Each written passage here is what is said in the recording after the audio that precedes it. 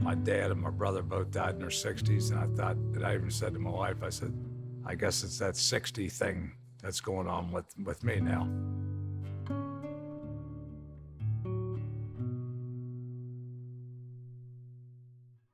I was having a hard time swallowing, and after seeing our family physician and going to see the ear, nose, and throat doctors, and they recommended that I go get a couple tests at the hospital.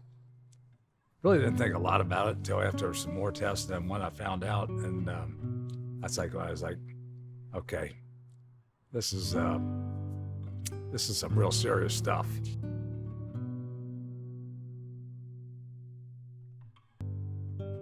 We treated Don for an esophageal cancer, and he came to us because it was a very large tumor that we weren't sure if we were actually going to be able to remove it all with surgery.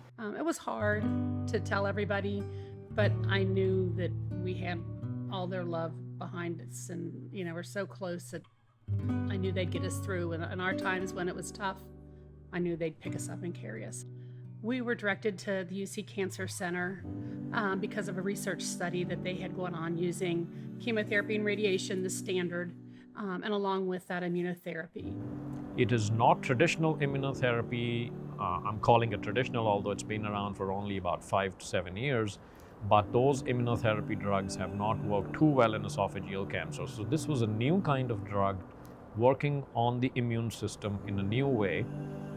We participated in this clinical trial. We were one of the few sites in the country to do that, and we added that to the standard chemotherapy and radiation treatment for Mr. Maushart. Instead of the traditional kind of check-off calendar that one might make to check off the days of therapy, we made a Why I Fight calendar. And so for each day that he had therapy, we put a different picture of each of the family members, or something that we did, fishing at the Daytona 500, family vacations, just different little cute pictures of them with Grandpa, or a couple of them with me. And just having that and seeing it every day, I think, was reminding him why he was going to fight the fight. And then at the time of surgery, when we removed it and found his response, he had an excellent response, and all the tumor had disappeared or had been killed by the treatment. So we were really happy with that outcome, and it gives him his best chance of having the best overall outcome in survival long term. I could feel the love from the doctors there, and how they really cared about the patients. They cared about talking to Don Maushart one-on-one. They weren't thinking about the patient they had to see in 2 hours, or the patients they saw yesterday. They were focused right on me and how they could help me. After everything I've been through for the last 3 months, the 3-month anniversary's coming up, I feel really good. Life is really good right now. I mean, I'm lucky to be sitting here talking to you all. In science lives hope.